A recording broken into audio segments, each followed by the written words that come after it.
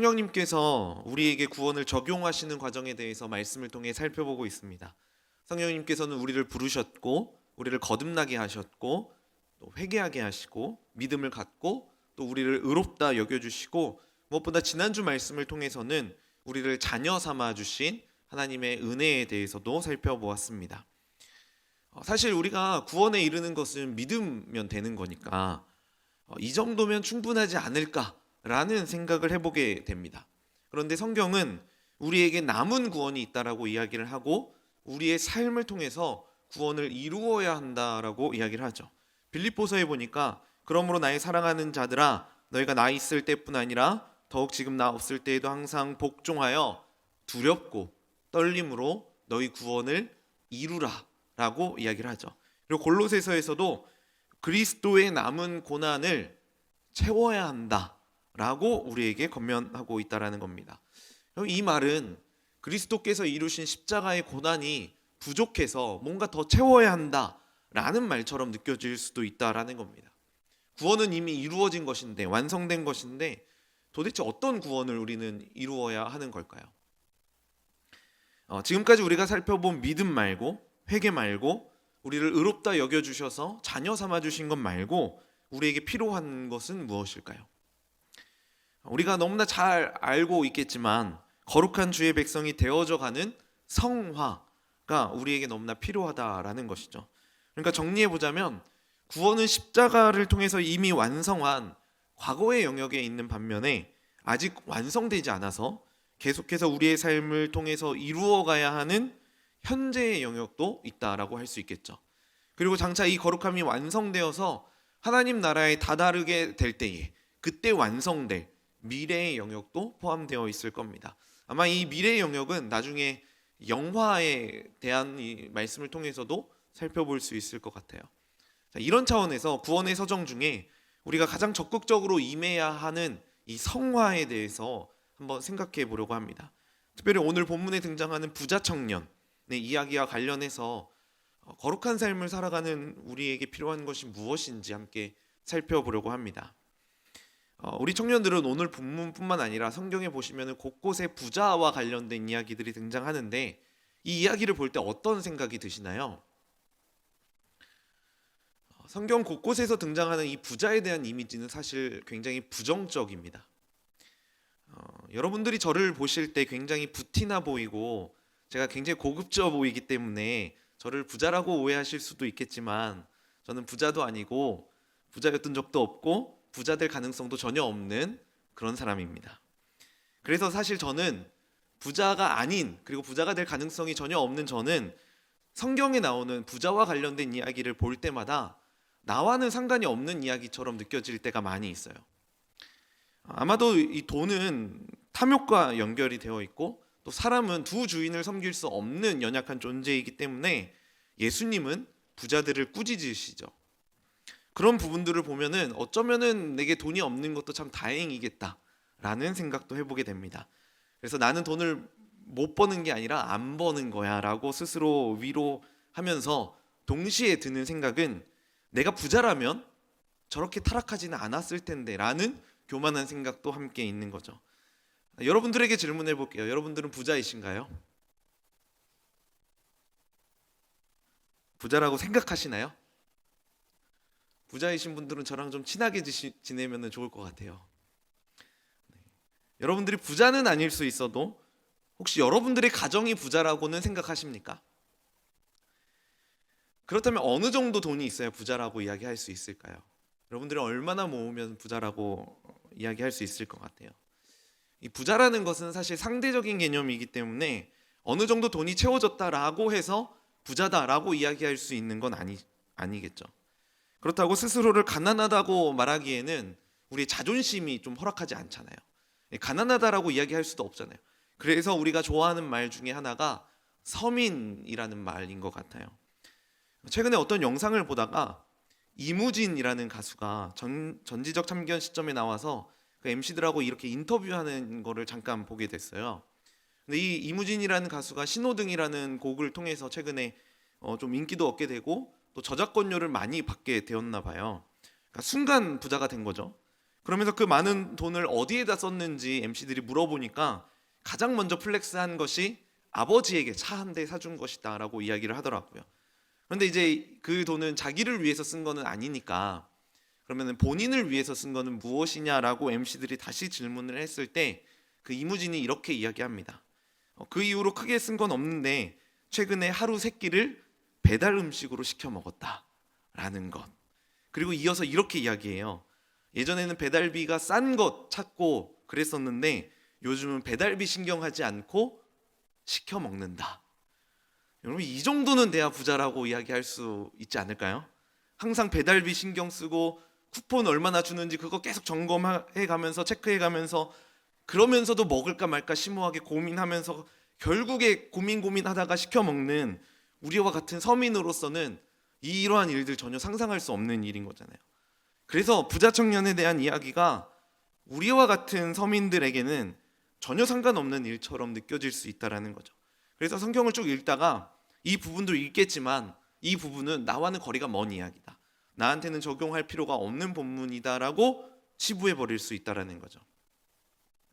그런데 만약 오늘 본문의 이 이야기가 단순히 재물에 대해서 죄악시 여기셔서 하시는 말씀이 아니라 우리가 신앙생활을 하는 데 있어서 우선순위를 바르게 설정하는 것이 중요하고 삶의 일부분의 변화가 아니라 전인적인 삶의 변화가 필요하다라고 말씀하고 있는 본문이라면 이 이야기는 서민인 우리에게도 너무나 필요한 말씀이 되겠죠.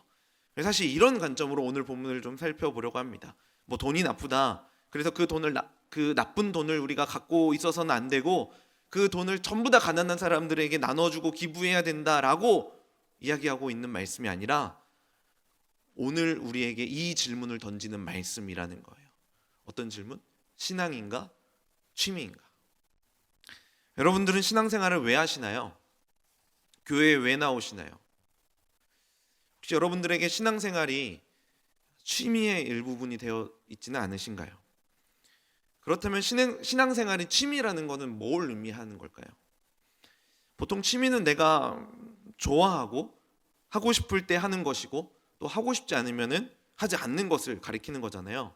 그러니까 스스로 생각했을 때 신앙생활보다 더 가치 있다라고 여겨지는 게 있을 때 과감하게 그것들을 포기할 수 있는 것. 신앙생활조차라도 더 귀한 게 있다라고 생각했을 때는 포기할 수 있는 것.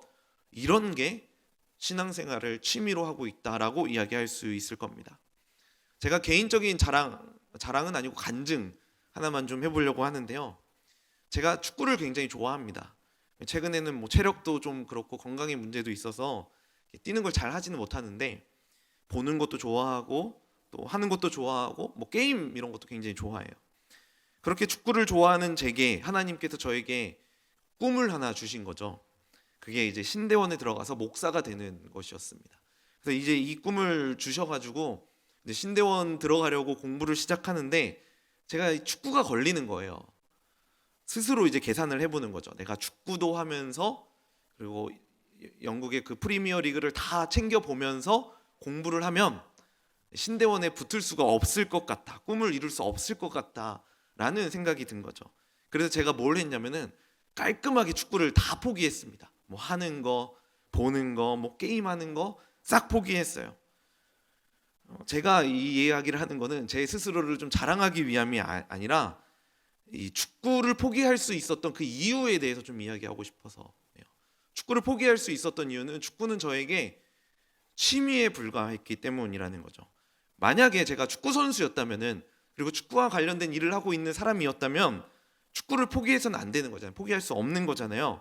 근데 단지 취미에 불과했다라는 거예요. 그래서 훨씬 상위에 있는 그 목적을 이루기 위해서 내 우선순위를 위해 그 뒤쪽에 있는 영역들은 잠시 내려놓게 되었다라는 거죠. 그런데 우리에게 신앙생활이 이러한 취미로 전락해버릴 때가 많이 있다라는 거죠. 뭐 내가 좋아하는 가수의 콘서트가 있다, 뭐 친구들과의 만남이 있다, 뭐 아주 오래전부터 계획했던 여행이 있다, 뭐 이런 것들이 내가 더 하고 싶다면은 예배 하루 정도 빠지는 건 아무것도 아닌 거예요. 왜 그러죠? 내가 드리는 이 예배, 하나님 앞에 나아가는 이 시간이 나에게는 그 정도 의미밖에 안 되는 거죠. 더 고귀한 가치들이 있기 때문에 예배라는 것들을 과감하게 포기해 버린다라는 겁니다. 이런 모습으로 살아가는 우리의 삶을 가리켜서 우리의 구원을 이루어가는 성화의 삶이다, 이렇게 이야기할 수 있느냐라는 거예요. 그리고 오늘 말씀을 통해서 살펴보고 싶은 성화가 바로 이런 것입니다. 우리의 신앙생활이 단순히 취미생활이 아니라 우리의 삶의 전인적인 부분들을 하나님 앞에 맡겨드리고 우리는 점점 더 거룩한 백성이 되어져 가는 것이죠. 오늘 본문에 나타나는 부자 청년도 마찬가지였습니다. 부자 청년은 하나님 나라를 향해 나아가는 자신의 삶을 바라보면서 나는 잘하고 있다라고 생각을 했습니다. 그래서 오늘 본문에서 예수님이 이렇게 이야기하세요. 그 생명을 얻기 위해서는 이러한 것들을 해야 된다라고 이야기하세요. 뭐 계명들을 지켜야 되는데 살인하지 말라, 간음하지 말라, 도둑질하지 말라, 거짓 증언하지 말라, 내 부모를 공경하라, 그리고 내 이웃을 내 자신과 같이 사랑하라 라고 얘기를 했는데, 이것들을 지켜야 한다라고 이야기하니까 청년이 이렇게 이야기합니다. 같이 한번 읽어볼까요? 그 청년이 이르되 이 모든 것을, 내가 모든 것을 지켰는데, 그 계명들 내가 다 지켰는데 내게 무엇이 부족합니까? 예수님이 이어서 말씀하시죠. 사실 율법만 잘 지켜도 얼마나 훌륭한 사람입니까? 이것만 잘 지킨다고 해도 우리는 참된 그리스도인의 모습으로 거룩을 이루어가는 삶을 살 수 있을 거예요. 그런데 예수님은 이 청년의 의도를 알고 있었던 거죠. 계명들을 잘 지키고 정말 잘 지키고 있었는지, 아니면 계명들을 잘 지키는 척을 하고 있었는지, 그걸 어떻게 알 수 있을까? 예수님이 이렇게 말씀하십니다. 오늘 21절 같이 한번 읽어봅니다.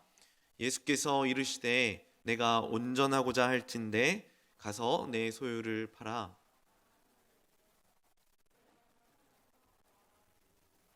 그리고 와서 나를 따르라 하시니. 너가 온전하고자 할진대 너가 가지고 있는 소유 팔아서 가난한 자들에게 주어야 한다. 그러니까 청년의 우선순위에는 예수님이 아니라 돈이었던 거죠. 그래서 이 돈만큼은 이 청년이 포기할 수가 없었던 거예요. 한번 말씀을 잘 보시면요, 청년에게도 온전하고자 할진대라는 그 갈망이 있었어요. 온전하고자 할진대, 하나님 나라를 향해 나아가고 싶은 열망이 청년에게도 있었던 거죠. 그러니까 구원에 대한 소망이 전혀 없었던 청년은 아니었던 거예요. 그런데 예수님 말씀하시는 겁니다. 온전하고자 하는 것으로는 충분하지 않다. 그럼 뭘 해야 돼요? 온전하고 싶은 그 마음이 아니라 진짜 온전해져야 한다라는 거죠. 사랑하는 청년 여러분, 구원받고 싶은 열망, 구원에 대한 소망이 우리를 구원하는 게 아닙니다. 구원하는 열망을 통해 나타나는 온전한 삶이 우리를 온전한 구원에 이르게 한다라는 이 사실을 우리는 반드시 기억해야만 하는 겁니다. 그래서 부자 청년이 어떻게 하냐면요, 결국 떠나요, 예수님을. 22절에 그 청년이 재물이 많음으로 이 말씀을 듣고 근심하며 하니라. 메시지 성경에 보니까 이거를 이렇게 이야기했더라고요. 우리 같이 한번 읽어볼까요? 그것은 그 젊은이가 전혀 예상치 못한 말씀이었다. 그는 기운이 쭉 빠져 예수를 떠나갔다. 펴지고 있어서 차마 그것을 놓을 수 없었다. 오늘 본문의 이 말씀은 돈이 나쁘다, 그래서 부자가 되어서도 안 되고 돈이 있으면 다 가난한 사람들에게 나눠줘야 돼, 이 말씀을 하기 위해서 우리에게 쓰여진 본문이 아니라는 거죠. 내가 예상한 만큼 신앙생활하려고 하는, 신앙생활이 단순히 취미 정도로 여기고 있는 우리에게 강력하게 권면하고 있는 말씀이라는 겁니다. 구원을 이루어가는 삶은 원래 예상치 못한 일들이 가득한 겁니다. 그리고 아까 그 메시지 성경에서 이야기했던 것처럼 우리의 기운을 쭉 빠지게 하는 일들이 가득한 게 구원의 삶을 살아가는 우리의 삶 가운데 있는 일들이라는 거예요. 그런데 그리스도를 믿고 구원을 이루는 사람들은 그러한 일들이 우리에게 찾아올지라도, 예상치 못한 일들, 우리의 기운을 쭉 빠지게 하는 일들이 찾아올지라도 예수 옆에, 예수님 곁에 붙어 있는 사람들이라는 거죠. 그래서 메시지 성경에 보니까 부자 기운의 그 기운이 쭉 빠졌다라고 이야기하잖아요. 그것처럼 신앙을 떠나고 예배를 포기하는 게 아니라 예상치 못한 일들, 뭐 상처받는 일들, 관계에 아픔이 있더라도 예수 옆에 끝까지 붙어 있고 떠나지 않고 함께 있는 것, 예수님의 말씀에 순종하는 것, 이것이 구원을 이루어가는 거룩한 삶으로 살아가는 백성의 모습이라는 겁니다. 그래서 이 성화의 삶을 가리켜서 우리는 예수님을 닮아가는 삶이라고 이야기할 수 있습니다. 예수님 옆에 붙어 있으니까, 예수님과 함께 있으니까 그 예수님을 보고 듣고 배우며 그 예수님을 닮아가는 거죠. 다른 말로 하나님께서 우리를 구원하시려는 목적은 바로 이 아들의 형상을 닮아가는 것이라고 할 수 있습니다. 로마서에 이렇게 이야기해요. 하나님이 미리 아신 자들을 또한 그 아들의 형상을 본받게 하기 위하여 미리 정하셨으니 이는 그로 많은 형제 중에서 맏아들이 되게 하려 하심이니라. 왜냐하면 결국 우리가 이루어야 할 구원의 최종 목적은 그 최초 우리를 지으셨던 하나님의 형상이 회복되는 것이거든요.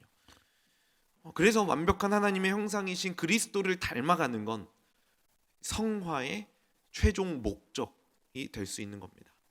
그래서 우리는 이 예수님을 닮아가는 삶을 살아야만 하는 것이죠. 그런데 여러분, 예수님 닮아가는 건 뭘까요? 예수님 닮아가는 건 어떤 모습을 가리키는 걸까요? 보통 우리가 이 예수님을 닮아간다라고 생각을 했을 때 예수님의 온유함, 친절함, 예수님의 상냥함, 이러한 성품을 닮아가는 것이라고 은연중에 생각합니다. 사실 우리 예수님 얼마나 좋은 분이세요. 그래서 상냥하게 이야기하고 그랬구나 이렇게 이야기하는 그런 분들을 향해서 정말 예수님 같다, 정말 예수님이야, 예수님의 모습이야 이렇게 이야기하기도 하잖아요. 그렇다면 이렇게 온유하고 상냥함을 가진 사람들은 예수님을 닮은 사람이라고 이야기할 수 있을까요? 그런데 성경에 보면 예수님은 때로 분노하시기도 했어요. 그죠? 예수님을 닮아가는 것에 분노함도 포함되어 있을까요? 물론 예수님이 하신 분노는 우리가 막 하는 그런 분노가 아니라 거룩한 분노인 건 너무나 잘 알죠. 그런데 사실 우리의 그 마음 가운데 거룩한 분노를 내는 사람이라고 할지라도 우리는 보통 미친 사람 취급하지 저 사람이 예수님 닮았다 이렇게 생각하지는 않는다라는 거예요. 그리고 또 우리는 예수님을 닮아간다고 이야기할 때 우리가 가지고 있는 가치관의 근거에서 그 예수님의 닮아가는 모습을 결정할 때가 많습니다. 그래서 시대적으로 예수님의 얼굴을 이렇게 다르게 표현한 경우들이 굉장히 많이 있는데요. 이게 다 예수님이라고 생각해서 그려놓은 거예요. BBC에서 유대인이었기 때문에 예수님이 그 유대인의 모습에 근거해서 복원한 예수님의 얼굴도 있고요. 그다음에 1940년대 그 옆에가 이제 서양인의 시각으로 예수님의 모습을 그리기도 합니다. 그리고 그 밑에는 흑인의 예수님이에요. 흑인들의 시각으로 예수님을 그리니까 이런 모습이 나오는 거죠. 그리고 이거는 이 마지막에 있는 그림은 그리스 종교의 비잔틴 문화 안에서 예수님의 얼굴을 그린 겁니다. 여러분, 예수님의 진짜 얼굴은 뭘까요? 이 그림이 우리에게 알려주고 있는 교훈은 우리가 믿고 있는 예수님이 진짜 예수님이 아니라 우리가 닮아간다라고 이야기하는 그 예수님이 진짜 그 예수님의 모습이 아니라 우리가 살아가고 있는 이 세상 그리고 문화의 안에서 가치관 안에서 우리가 만들어낸 예수님의 모습일 수도 있다라는 거예요. 뭔가 상냥하고 온유하면은 조금 더 고귀한 그런 성품을 가진 사람처럼 느껴지니까 그런 모습을 향해서 예수님 닮았다라고 이야기한다라는 거죠. MBTI에서 I 성향을 가진 지체들은 혼자 묵상하고 또 이게 성경 보는 이러한 시간들을 통해서 예수님을 닮아간다라고 생각할 수도 있을 거고, 이 성향을 가진 사람들은 많은 사람들과 만나서 그 안에서 묵상을 나누고 함께 웃고 떠들면서 예수님을 닮아갈 수 있다라고 생각할 수도 있겠죠. 또는 T 성향을 가진 사람들은 경건서적을 읽을 때 그리고 말씀을 깊이 읽을 때 막 분석하면서 읽을 때 예수님을 닮아간다라고 생각할 수도 있는 반면에 F 성향을 가진 사람들은 영화나 드라마 이런 거 보면서 감정이입하고 거기에 나타난 하나님의 뜻과 하나님의 섭리를 바라보면서 저렇게 닮아가야지 공감하면서 예수님을 닮아간다라고 생각할 수도 있을 겁니다. 각자가 가진 성향, 관심사가 다르기 때문에 이 예수님을 닮아가는 모습에 대한 생각도 다를 수 있다는 거죠. 결국 예수님을 닮아간다라는 것은 우리가 어떠한 행위를 하는 게 아니라 우리의 가치관으로 판단한 그 모습이 예수님을 닮아간다라고 이야기하는 게 아니라 어떤 외형적인 모습 닮아가는 게 아니라 삼위 하나님께서 이미 하고 계신 교제 안으로 들어가는 것, 이것이 바로 예수님을 닮아가는 것입니다. 예수님이 이렇게 기도하셨어요. 우리 요한복음 17장 9절 같이 한번 읽어봅니다.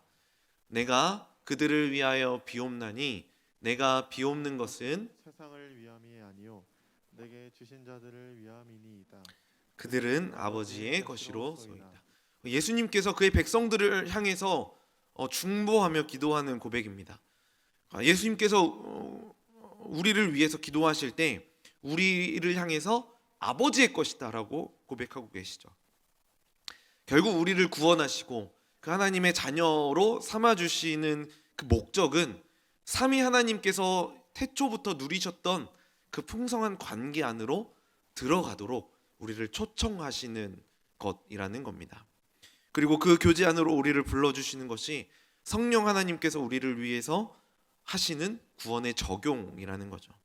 혹시 여러분들 이 문구를 기억하는지 모르겠어요. 제가 그 안녕하세요 성령님 시리즈 처음 할 때 어떤 한 신학자의 글을 인용했었는데요. 예수 그리스도께서 우리를 부르시고 그 부름을 우리가 들을 때 그리스도는 성부와 자신이 가지는 고유한 관계를 우리 안에서 반복하고자 성령을 우리에게 주신다. 이제 아버지가 그분을 알고 그분이 아버지를 아는 방식으로 그분은 우리를 아시고 우리는 그분을 안다. 이러한 반복 속에 살아가는 이는 성령 안에서 살아가는 것이다. 그래서 성령님을 가리켜서 반복의 영의 별명을 가지신 분이라고 이야기도 했습니다. 그러니까 예수님과 아버지께서 맺으셨던 그 관계뿐만 아니라 이제는 예수님의 삶이 그리스도인들을 통해 반복하게 한다라는 거죠. 그러니까 우리의 삶을 통해서 우리의 살아가는 그 삶을 통해서 구원을 이루어가고 그 삼위 하나님과의 풍성한 교제 안으로 들어갈 때에 그렇게 예수님을 닮아가는 하나님의 백성이 될 수 있다라는 겁니다. 결국 예수님을 닮아간다라는 건 어떤 외형적인 모습 그런 게 아니라 삼위 하나님 안에서 이 하나님을 사랑하게 하시는 것, 이게 예수님을 닮아간다라는 겁니다. 그래서 오늘 본문에서도 예수님은 이렇게 이야기하세요. 선한 일을 어찌하여 내게 묻느냐? 선한 이는 오직 한 분이시니라. 선한 분은 오직 하나님 한 분뿐이라고 이야기하죠. 그래서 우리는 이 선하신 하나님을 바라봐야지. 이 선하신 하나님 안에 있어야지만 거룩한 하나님의 백성으로 나아갈 수 있게 된다라는 겁니다. 그렇기 때문에 예수님을 닮아가는 이 삶, 취사 선택하여서 취미로 전락시켜버린 것은 어쩌면 예수님과 덜 친한 우리의 모습을 반증하는 것일 수도 있을 겁니다. 그래서 저는 이번 한 주 말씀을 준비하면서 이 찬양이 계속 떠올랐어요. 나는 주의 친구. 예수님이 나의 친구 되시고 그만큼 나랑 가까운 사이가 되었다라는 고백이겠죠. 그런데 나는 주님 앞에 이 찬양에 대해서, 이 고백에 대해서 어떻게 반응하고 있었는지 생각해 보게 됩니다. 그런데 좀 이 찬양을 깊이 묵상해 보니까 예수님을 그냥 단지 친구 정도로만 생각해서 예수님을 덜 사랑하고 있는 그 모습이 나에게도 있지 않나라는 저의 모습도 보게 됩니다. 사실 우리가 예수님을 친구라고 부를 수 있는 근거는 이 말씀 때문일 거예요. 이제부터는 너희를 종이라 하지 아니하리니 종은 주인이 하는 것을 알지 못함이라 너희를 친구라 하였노니. 그래서 우리는 예수님과 친구 되었다라고 이야기할 수 있겠죠. 그런데 이 말씀을 통해서 우리가 깨달을 수 있는 건 뭐냐면은 하나님이신 예수님께서 우리와 같은 신분으로 낮아져서 친구가 되어주셨다라는 것을 의미하는 거지, 친구니까 용납해줘야지, 다 이해해줘야지, 이 말을 의미하는 건 아니라는 거예요. 그런데 우리는 예수님이 나의 친구다라고 고백하면서 내가 저지른 어떠한 행동에 대해서도 나를 받아주시고 내 용서해 주시겠죠, 예수님 나의 친구니까, 이런 식으로 악용하고 있다라는 거예요. 예수님 제 친구잖아요. 예수님 친근하시니까 저희 이런 모습도 다 받아주셔야 되는 거 아니에요? 다 용서해 주셔야 되는 거 아니에요? 에이, 친구인데 이 정도도 못 해주시는 거예요.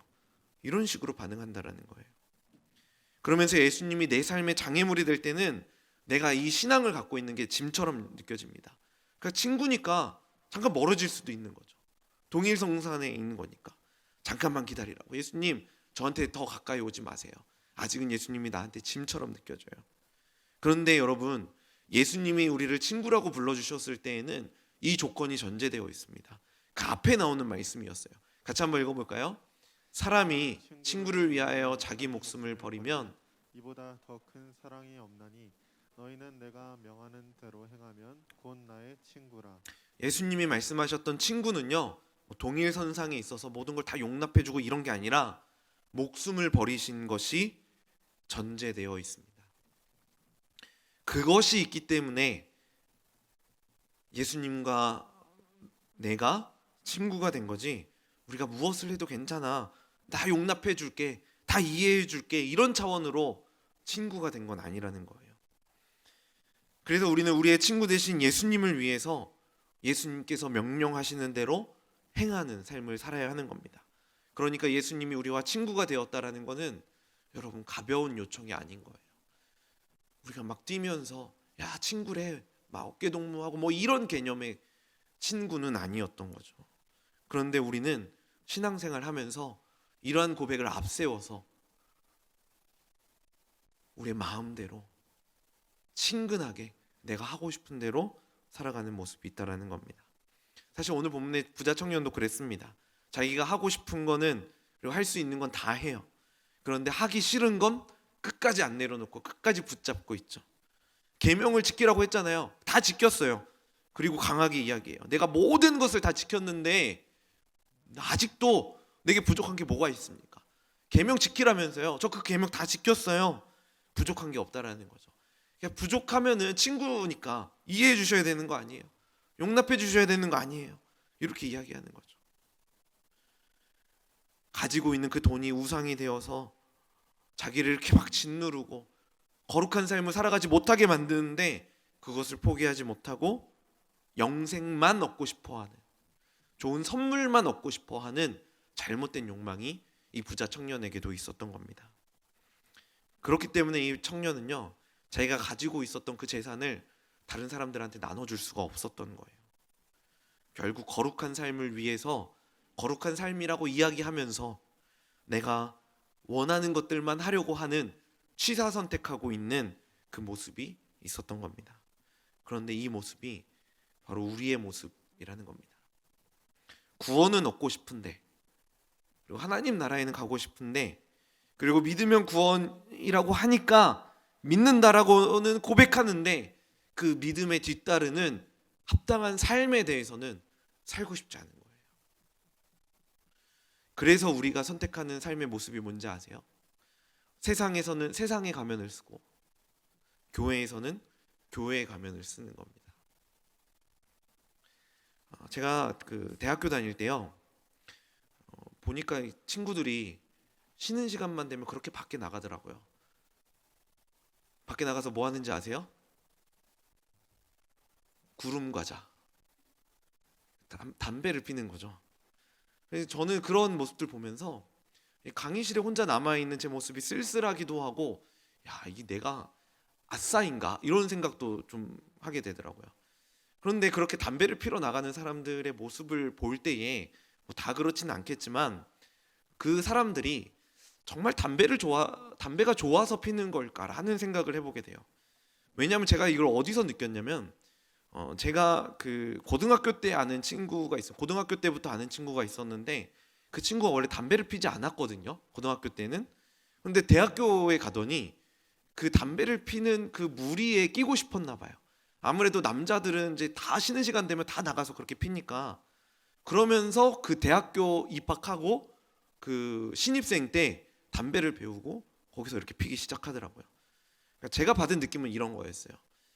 대부분의 담배를 피는 사람들이 인싸인 것처럼 보이니까 그 인싸의 무리 안에 들어가고 싶어서 함께 담배를 피는 거죠. 배우는 겁니다. 제가 본 술도 마찬가지였어요. 뭐 정말 술을 좋아하는 것일 수도 있겠지만 그것보다도 함께 그 술자리에서 그 분위기 함께 먹고 그 즐기는, 떠드는, 웃고 떠드는 그 시간이 좋아서 그 술자리에 간다 이렇게 이야기하는 사람들도 많이 있거든요. 결국 그리스도인들이 이러한 세상의 문화, 마치 인싸인 것처럼 보이는 그 문화 안에 속하고 싶어서 그 세상의 문화 안으로 들어가는 겁니다. 흡수하는 거죠. 그리고 스스로에게 이야기하는 거예요. 어차피 이거는 구원에 관련된 문제가 아니니까 사회생활을 위해서 좋은 인간관계를 위해서 조금씩만 허용하자. 믿으면 된다며. 그러니까 믿고 이 부분만큼은 속해서 그렇게 살아가자. 그러면서 한 영역씩 들어가게 되는 거죠.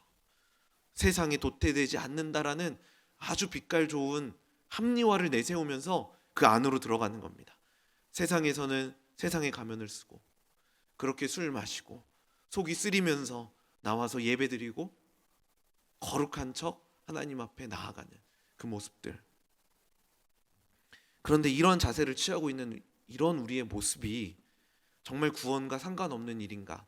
라는 질문을 우리가 던져봐야 한다는 겁니다. 술과 담배를 선택하는 것, 미디어를 선택하는 것, 어떤 성적인 쾌락을 맛보는 것, 사람들한테 인정받으려고 하는 우리의 욕망들, 인싸가 되어서 그 세상의 문화의 한가운데 들어가려고 하는 것, 이런 것들이 혹시 하나님으로는 충분하지 않아서 선택하는 우리의 선택은 아닌가요? 세상에서 인싸로 살아내기 위해서 내 신앙은 잠시 뒤로 하고 세상의 것들을 허용하고 있는 우리의 모습을 점검해 볼 필요가 있는 겁니다.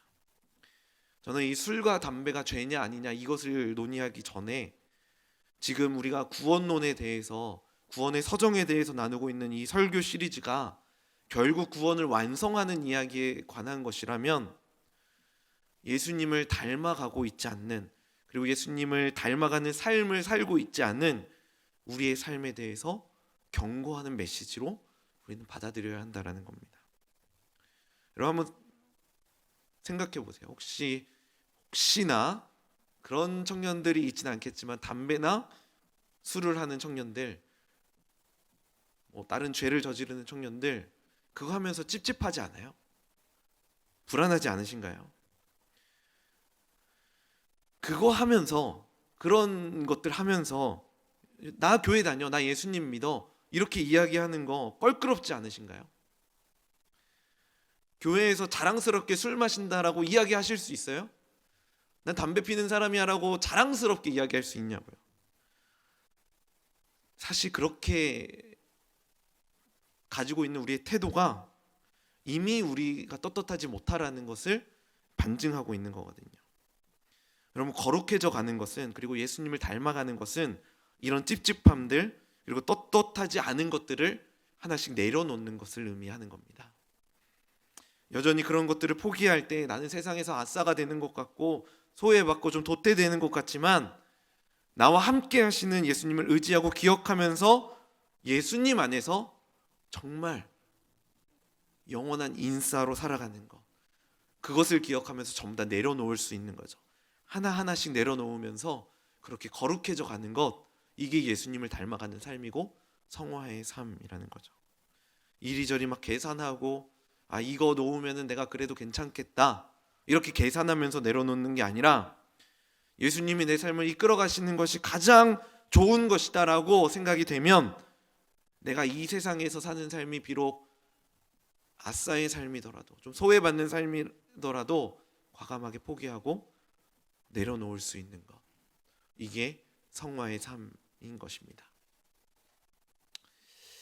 지난 1월 10일에 제79회 미국 골든글로브 시상식이 있었다라고 해요. 코로나로 인해서 사람들이 모여서 이렇게 진행했던 건 아니었던 것 같고, 이 결과만 발표가 되었던 것 같아요. 그런데 이 TV 드라마 부분에 나무조연상의 오징어 게임에 그 깐부 할아버지였던 오영수 배우님이 이제 그 수상을 했다라고 합니다. 그 소식을 들은 오영수 그 배우 할아버지께서 수상 소감을 이렇게 이야기했대요. 수상 소식을 듣고 생애 처음으로 내가 나에게 괜찮은 놈이라고 말했습니다. 이제 세계 속의 우리가 아니고 우리 속의 세계입니다. 우리 문화의 향기를 안고 가족에 대한 사랑을 가슴 깊이 안고 세계의 여러분에게 감사드립니다. 아름다운 삶을 사시길 바랍니다. 고맙습니다. 참 너무 아름다운 말이었던 것 같아요. 그런데 이렇게 이야기했어요. 생애 처음으로 내가 나에게 괜찮은 놈이야 라고 이야기를 했다는 것. 이 배우의 나이가 79세시더라고요. 그리고 찾아보니까 배우 생활만 한 60년 하신 분이라고 해요. 그런데 그 생애 60년의 배우 생활 가운데에 처음으로 자기 자신을 향해서 너 괜찮은 놈이야 라고 이야기를 했다라는 거죠. 이 짧은 소감 안에 60년 동안 살아왔던 그 배우의 여정이 느껴져서 참 뭉클하더라고요. 그러면서 제가 이 소감을 보는데 이러한 고백이 성화의 삶을 살아가는 우리의 고백이 되어야 되지 않을까라는 생각을 해보게 되었습니다. 한번 생각해 보자고요. 아까 그 배우가 왜 스스로에게 나 괜찮은 놈이야 라고 이야기했을까요? 내가 드디어 상을 받았다 라는 이유 때문에 괜찮은 놈이다 라고 이야기를 했을까요? 저는 그 이유는 아니라고 생각을 합니다. 사실 이 배우가 인지도가 있는 배우는 아니었잖아요. 그 전까지만 해도. 그러니까 제가 이걸 보고서 찾아보니까 뭐 아내와 결혼하기 위해서 이 정기적인 그런 수입이 필요하다 보니까 국립극단에 잠깐 들어가서 또 그 정기적인 수입을 위해서 들어가기도 했다라고 하더라고요. 저는 이 배우가 이렇게 고백할 수 있었던 이유가 이 배우가 가지고 있었던 그 꿈, 어떤 상황이 찾아오더라도 포기하지 않았기 때문에 자기 자신을 향해서 야, 너 그 꿈 포기하지 않고 그 꿈을 향해서 계속해서 달려나가구나. 너 괜찮은 놈이야. 이런 의미로 이야기했을 거라 생각을 합니다. 그래서 저는 신앙이 단순히 취미가 아니라 신앙이 삶의 전부가 되어야 할 우리 청년들에게도 이렇게 이야기하고 싶어요. 여러분 괜찮은 사람입니다. 예수님 믿고 성화의 삶을 살아가는 여러분 괜찮은 사람입니다. 그런데 우리는 우리의 이 스스로의 가치를 너무나 잘 몰라요. 모르면서 살아가요. 그래서 사람들과의 관계에 목매이고 술에 목매이고 담배에 목매이고 때로는 게임으로 그 빈 공간을 채우기도 하고 포르노 보면서 성적인 쾌락을 누리면서 그 빈 공간을 채우기도 하고 나는 돈을 좀 많이 벌어봐야지 이 돈으로 나의 그 빈 공간을 채우기도 하고 그래서 막 이리저리 막 떠돌아다녀요. 상처 있고 힘들어하고 아파하는 그 모습들 우리에게 있다라는 거죠. 하나님으로 만족하지 못하는 거예요. 왠지 하나님 붙잡고 하나님 안에 있으면 예수님 닮아가는 삶을 살면 왠지 세상에서 좀 도태될 것 같고 소외받고 나는 아웃사이더가 되는 것 같아서 세상을 선택하는 모습이 우리에게도 있을 수 있다라는 겁니다. 그런데 여러분, 하나님을 포기하는 건요 전부를 포기하는 겁니다. 그리고 하나님을 선택하는 건 전부를 선택하는 거예요. 왠지 거룩한 삶 살면 교회 안에 붙어 있으면 내 삶 포기해야 될 것 같고 손해 받을 것 같죠. 근데 여러분 절대 그렇지 않습니다. 구원을 이루어가는 그 삶을 향해서 전능하신 그 하나님이 우리 여러분들을 향해서 이렇게 이야기하세요. 너 괜찮은 내 아들이야. 너 괜찮은 내 딸이야. 너 내가 지금 응원하고 있으니까 조금만 더 힘내서 그 구원의 삶 살아가자. 그 구원의 그 삶을 끝까지 완주하자. 성령님께서 우리를 도와주고 계시는 거죠. 포기할 것 같은 우리에게 찾아오셔서 야 조금만 더 힘내. 조금만 더 힘내. 그거 포기한다고 너 전부 있는 거 아니야. 내가 응원하고 있거든. 내가 도와주고 있거든. 그러니까 조금만 더 힘내서 그 길 걸어가 보자. 이렇게 성령님이 우리에게 말씀하고 있다라는 거예요. 그래서 우리는 우리의 삶을 통해서 그 구원의 삶을 걸어갈 수 있는 겁니다. 성화의 삶을 살아갈 수 있는 거고 예수님을 닮아가는 삶을 살아갈 수 있는 겁니다. 하나님을 더 사랑하고 하나님 안에 거하고 하나님을 바라보는 삶, 그 성령님이 우리의 삶 가운데 함께하고 계시기 때문에 우리는 살아갈 수 있는 거예요. 우리 시간에 좀 하나님 앞에 이렇게 고백하며 찬양했으면 좋겠어요. 나를 부르신 그곳에서 하나님 예배하겠습니다. 나를 부르신 그곳이 실패의 자리인 것 같고 절망의 자리인 것 같은데 그 자리가 성령님이 함께 하시기 때문에 예배의 자리가 되고 하나님과 함께 하시는 승리의 자리임을 우리가 고백합니다. 하나님, 내가 부르신 그 자리에서 온전히 하나님 예배하며 하나님을 닮아가는, 예수님을 닮아가는 삶을 살게 하여 주시옵소서. 우리 시간에 좀 우리의 삶을 주님 앞에 올려드리시면서 구원의 삶을 주님 앞에 올려드리며 이렇게 찬양하며 나아갑니다.